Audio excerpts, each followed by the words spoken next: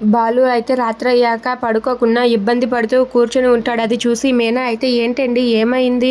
ఎందుకు అలా డల్‌గా కూర్చున్నారు? నీరసంగా ఉందా? అని చెప్పి అడుగుతూ ఉంటుంది. దాంతో బాలు అయితే ఆటో నడిపి నడిపి ఒళ్ళంతా నొప్పులుగా ఉన్నాయి అని చెప్పి అంటూ ఉంటాడు. అది వినగానే అక్కడ ఉన్న మీనా అయితే మీకు కారు లేకే కదండీ ఈ ఇబ్బందులన్నీ. కారు ఉంటే బాగుండు కదా! అని చెప్పి అంటూ ఉంటుంది. దాంతో అక్కడ ఉన్న బాలు అయితే నా ఇంట్లో వాళ్ళు నిన్ను అర్థం చేసుకోకే కదా నీకు ఈ ఇబ్బందులు అని చెప్పి అంటూ ఉంటాడు. అది వినగానే మీనా అయితే అలా చూస్తూ ఉండిపోతుంది.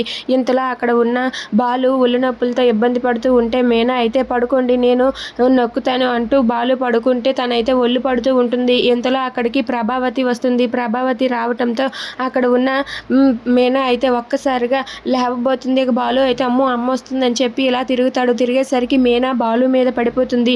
అది చూసి అక్కడ ఉన్న బాలు అయితే ఒక్కసారిగా షాక్ అయిపోతాడు. ఇక వాళ్ళిద్దరూ కూడా ఒకరి మీద ఒకరు ఉండి కళ్ళల్లో కళ్ళు పెట్టి చూసుకుంటూ ఉంటారు. ఇక ప్రభావతి అటు రావటంతో అదంతా చూసి ఒక్కసారిగా కళ్ళు మూసుకొని అయ్యో అయ్యో అయ్యో ఏంటి నేను ఈ ఘోరాన్ని చూసి తట్టుకోలేకపోతున్నాను అని చెప్పి అంటూ ఉంటుంది. ఇంతలో సత్యం అక్కడికి వస్తాడు. ఇదంతా తెలిసి ఇలా అంటూ ఉంటాడు, మీ అమ్మ ఇబ్బంది పడుతుంది కదా, అందుకే మీరిద్దరూ వెళ్ళి రూమ్లో పడుకోండి రా, మేము బయట పడుకుంటామని చెప్పి సత్యం అంటాడు. అది వినగానే మీనా ప్రభావతి ఒక్కసారిగా షాక్ అయిపోతారు. ఇక అక్కడ ఉన్న ప్రభావతి అయితే ఏంటి ఈయన ఇలా చేశారు అని చెప్పి అనుకుంటూ ఉంటుంది. If you like this video, please like, share and subscribe friends. Thanks for watching.